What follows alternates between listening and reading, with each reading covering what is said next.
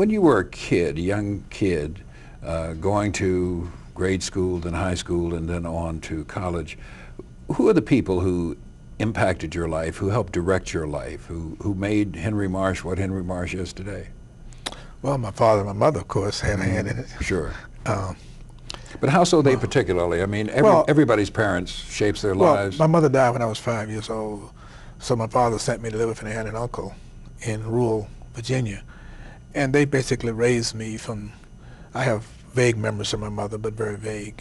My aunt and uncle were my quasi-parents, and they raised me. They were strict disciplinarians, and they sent me to a one-room school 5 miles away. And literally, I actually walked to school every day, 5 miles, which meant in the early mornings we had to leave about 6 o'clock to get to school. And I walked to a one-room school with 7 grades and 1 teacher and 7 to 8 pupils. And so it was difficult to get a good education. This teacher did a tremendous job.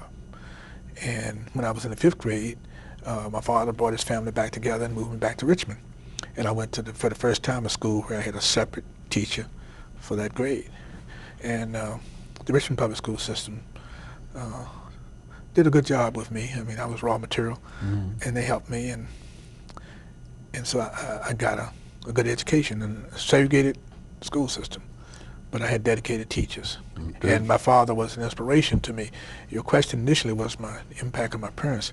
Even after my mother died, my father worked at night and to get the resources to get his children back together, and brought us back together in Richmond. And I was in the 5th grade, my sister was in the 6th grade, my younger brother was in the 3rd grade, and my youngest brother was staying in Newport News with another aunt. He brought him back, so the 4 of us were together. And while we were in school, my father went back to college. He had stopped college to marry my mother. And we were in school, and he was in college, working 12 hours a day as a waiter in a restaurant, continuing his education until he got his degree. So he didn't have to tell us to study, and we saw what he was doing. And everyone else in my class, in my family, was a genius except me. They were all straight A students. And I was a B+ student. I was the black sheep in the family, so to speak.